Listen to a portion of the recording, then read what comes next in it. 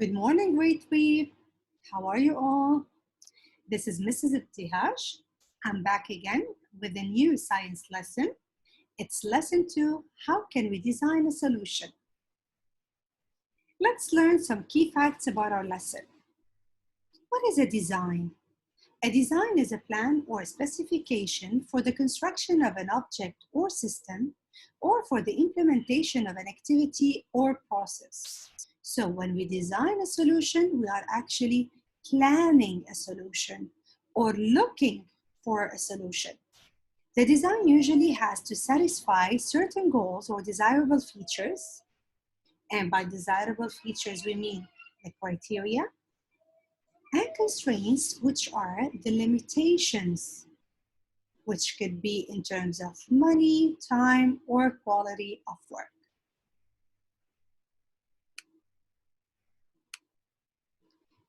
Now, for the objective of the lesson, by the end of this lesson, you will be able to consider the constraints and criteria and brainstorm to design a solution to a problem. We will be covering today 3 explorations. Exploration 1, water moves. Exploration 2, how dry am I? And exploration 3, testing. Yes, it's testing. What is engineering design process? For engineers to design a solution, they pass through a number of procedures. First, they ask, identify the needs and constraints. Then they research the problem. They get to learn more about it. They imagine, and by imagine we mean developing possible solutions. They will not come up with only one solution. No, they need to think about different solutions. Then they would select a promising solution, one that they think it's the best. Later, they will create or build a prototype. Prototype, we mean like a model or a tool that could be a solution to this problem. They will test it to see whether it's gonna work properly or not. If it's not working properly, this means that they need either to improve the tool or the prototype, or maybe to redesign it based on some problems they find in this prototype. So these are basically the engineer or the steps involved in the engineering design process. Let's start with our lesson. How can we design a solution? Can you tell me what you see in this picture? Yes, we can see flowers, we can see water, and what else? There's a tool over here. This is what we call irrigation system. What is irrigation system? It's any system that can be used to water land through canals, hoses. So there are actually different ways of doing so. All these different ways were designed to deliver water to plants. So this is actually a typical residential sprinkler. Some systems, such as drip irrigation systems, are designed to minimize the amount of water lost to evaporation.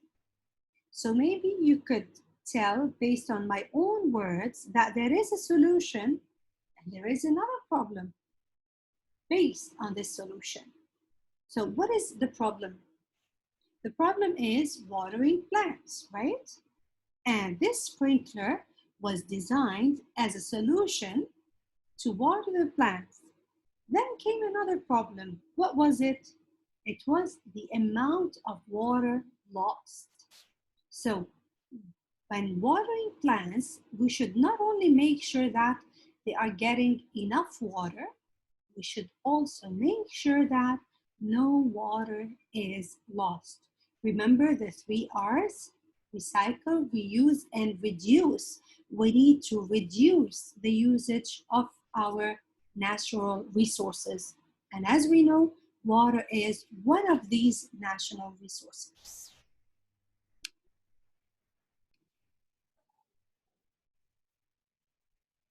What was your assignment last week? Remember the problem? The school will be locked for a 2-week break. No one will be able to come to water your class's indoor garden. That was the problem you were given. And you were asked to find a solution to this problem, keeping in mind that plants need light daily to survive and that they need a certain amount of water too. Many of you wrote very beautiful answers. I was really impressed and amazed by your out-of-the-box answers. I'm really proud of you. Many of you actually also discussed a couple of irrigation systems. Let's try to explore the different options we have and then decide together on the best way of solving this problem.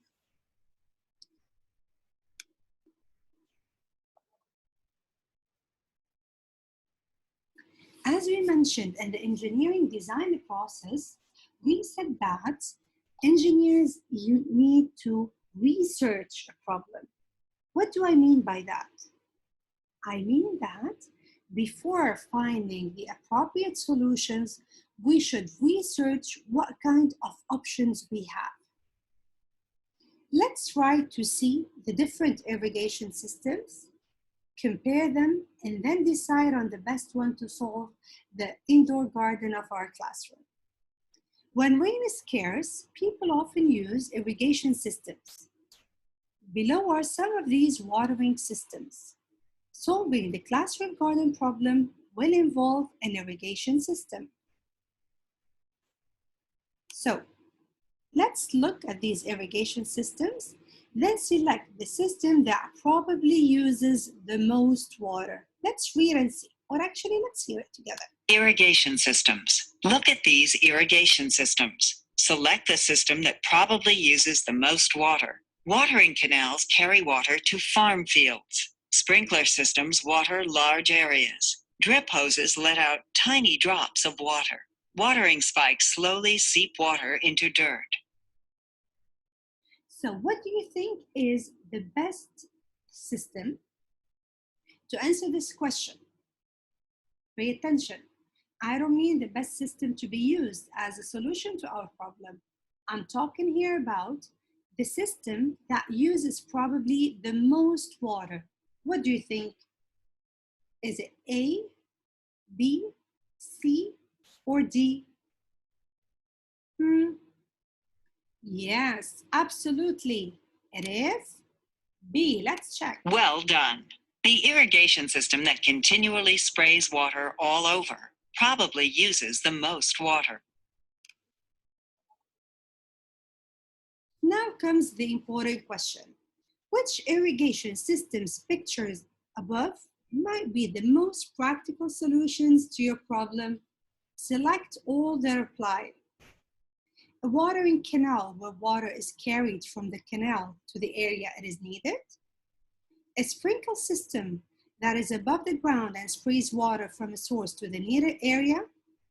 A drip hose with tubing that has holes that trickle water directly to the roots of the plants, or a watering globe that releases water when the soil near the end of the globe stem gets dry and air gets in the globe.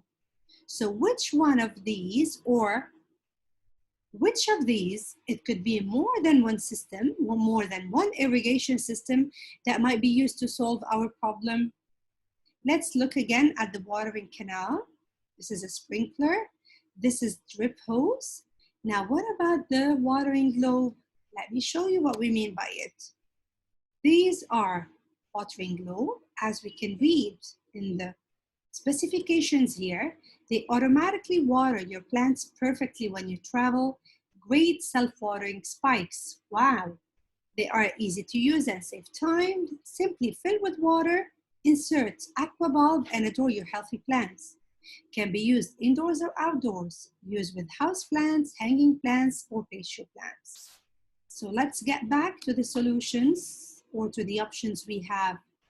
Which one you think is the best?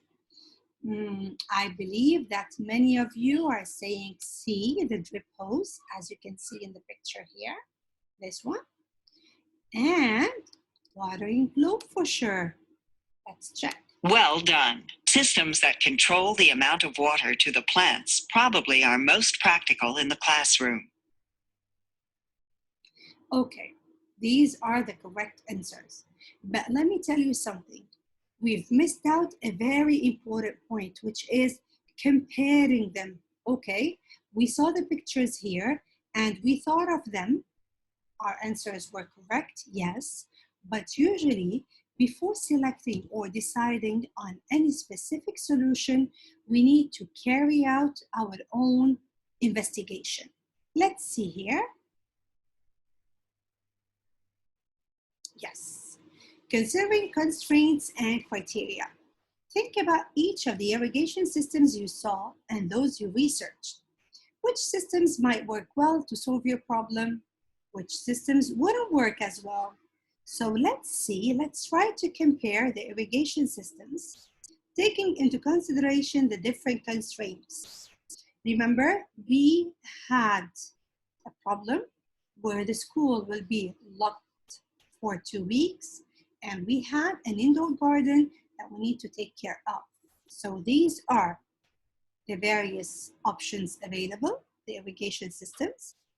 Criteria is we need to provide water, and these should be easy to control flow, while the constraints or limitations are 1, it should work for 2 weeks, 2, it is safe for the classroom. So let's do it together. Watering canal, what do you think? Does it provide water? For sure it does. What about the sprinkler system? Yes.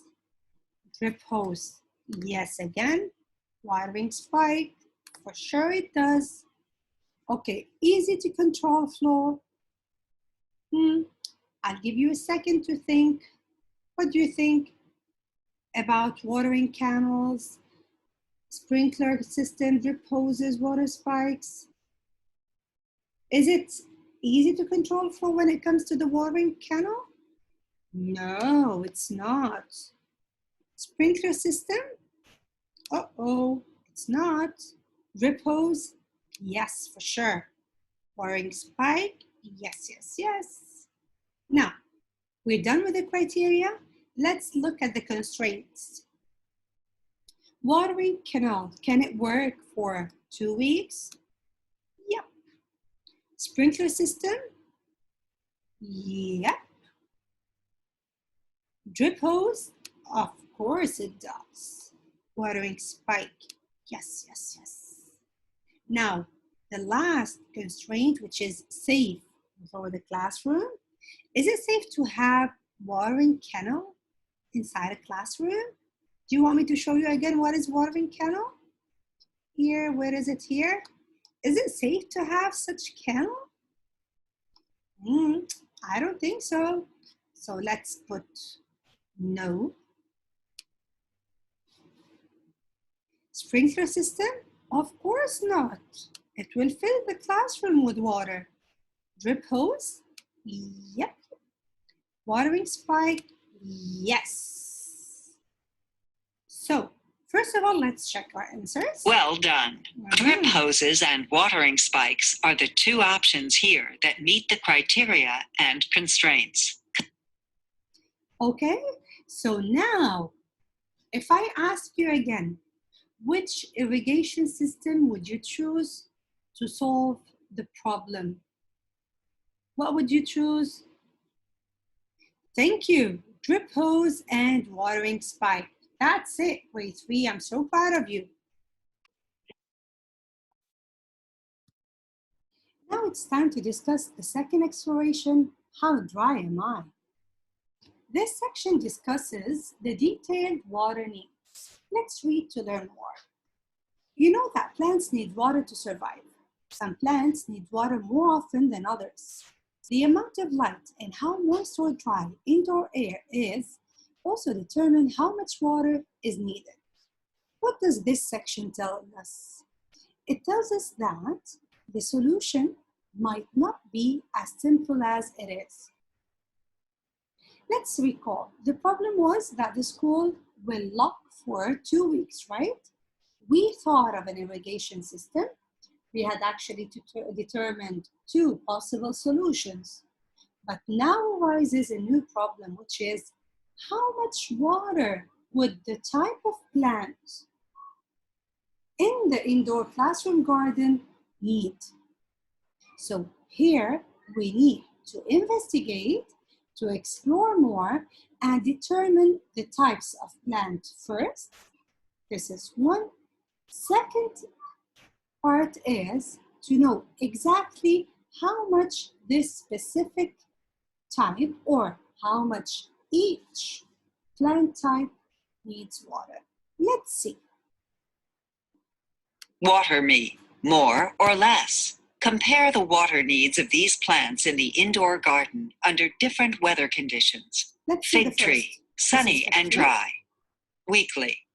Cloudy and damp, every 2 weeks. So, when the weather is sunny and dry, it needs to be watered weekly. While if the weather is cloudy, then it only needs water every 2 weeks. Let's see the different plants present in the garden. What about this one? Do you know what is it called? Jade plant, sunny and dry, every week. Cloudy and damp, every 1 to 2 weeks. Okay, so it doesn't actually require much water on a weekly basis. What about this one? Pothos, sunny and dry, daily. Cloudy and damp, weekly. So we need to consider this. If the weather is sunny and dry, it needs to be watered every day. But if the weather is cloudy and damp, it only needs water every week. Let's see. Gerbera, sunny and dry, daily. Cloudy and damp, every other day. So now we have 2 types of plants that need water daily. Snake plant, sunny and dry, few times a week. Cloudy and damp, every 1 to 2 weeks. Okay, fair enough. What about this Christmas cactus, sunny and dry, every other day. Cloudy and damp, every 2 weeks. Now we move to this Aloe, sunny and dry, every 1 to 3 weeks. Cloudy and damp, every 1 to 2 months. Have you noticed what I noticed myself? That this is the first plant that needs less water when the weather is sunny and dry. Okay, now we're left with the last one. Boston fern, sunny and dry, few times a week. Cloudy and damp, every 1 to 2 weeks. Now that we've studied the different detailed water needs of every plant, let's move on to the details. You now know about some irrigation systems. Yes, we discussed this. We spoke about the sprinkler, the water globe, and the general water needs of certain plants. But you still need to know how many times you need to water each plant over the break. Let's try to figure out this section ourselves. Who's thirsty? Here's the data about plants' watering needs to complete the chart. So which data are we going to use? We're going to use what we've learned from this part, the information given here in this section. So let's try to type it together. So if we talk about the aloe plant, do you recall how many times it needs to be watered? They said once every 1 to 3 weeks, right? This is the aloe. Aloe, sunny and dry, every 1 to 3 weeks. Cloudy and damp, every 1 to 2 months. So the question here is the number of waterings per 2 weeks for sunny and dry. So how many times do you think it needs water over the 2 weeks break? Yes, it's only 1 time. You're right. What about the Boston fern? 8. Christmas cactus, 7. The fig tree, Only twice. Why? Because it needs to be watered weekly, so once a week. The gerbera, 14. Why? Because it needs to be watered on daily basis. The jade plant, only once a week. The pathos, 14, just like the gerbera, if you still remember. And finally, the snake plant, only 7 times, because every other day it needs to be watered. So if we look at this table, and it's up to you to choose the kind of plants that you would keep in your garden so that the plant stays in good health during the 2 weeks break. Which one would you choose? Yeah, you're right. The aloe and the jade plant. Why? Because these are the plants that need less water. Okay?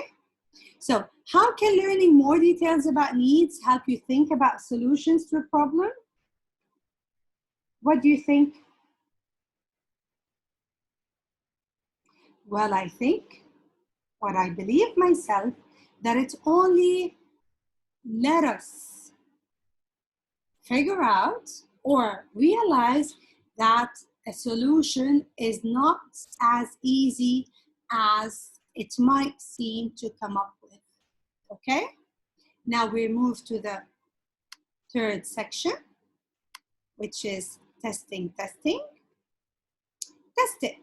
Now that you've learned about the water needs of the plants, what details needed to be considered in your solution, and designed an irrigation model, it's time to describe how you will test your model.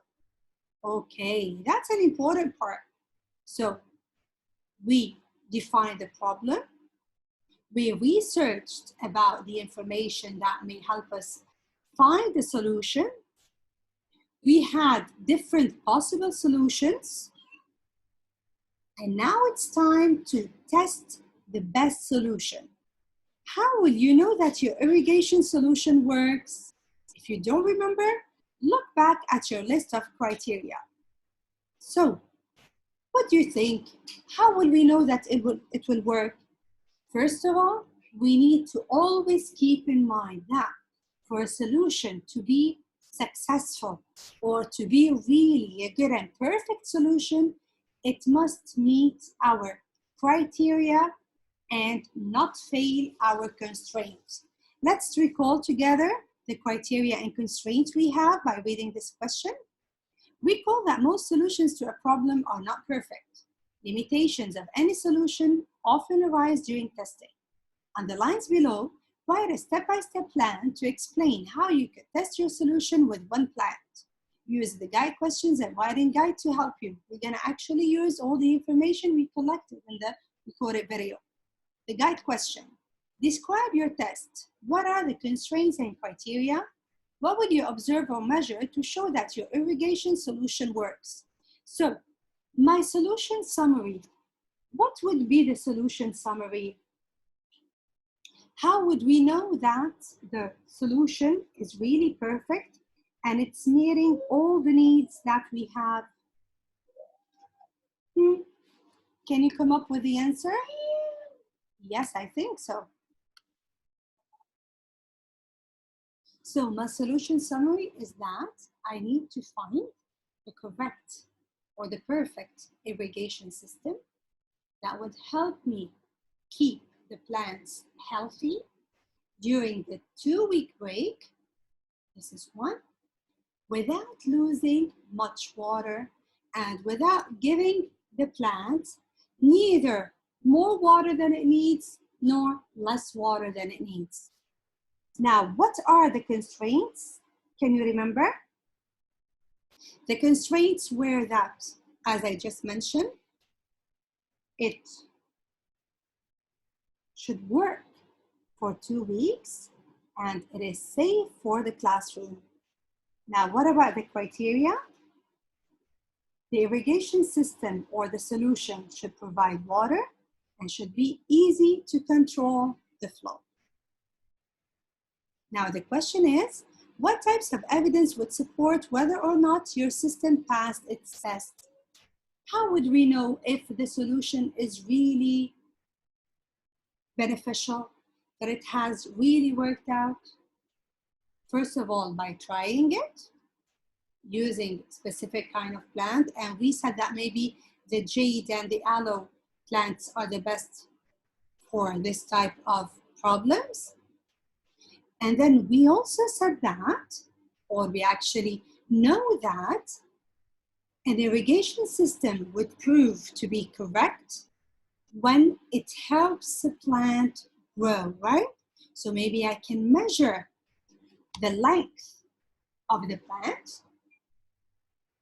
before the break or after the break. I could also look at the general outlook of the plant, the leaves, whether they are still green or not, whether it looks healthy as usual or not. So these are the types of evidences I can collect to support whether the irrigation system I chose over the specific selected plant is perfect or the perfect solution for this problem or not. That's it for today. We've covered in this lesson how a solution to a problem must pass through different procedures. And let's recall together the different engineering design processes. We spoke about defining the problem, researching about the problem, planning possible solutions, deciding on a specific solution, and then now, but actually today, we spoke about how we can test whether our solution is the perfect one or not. In the coming lesson, we would know more about the other engineering process designs involved. That's it for today. Thank you so much and have a great day. Bye-bye.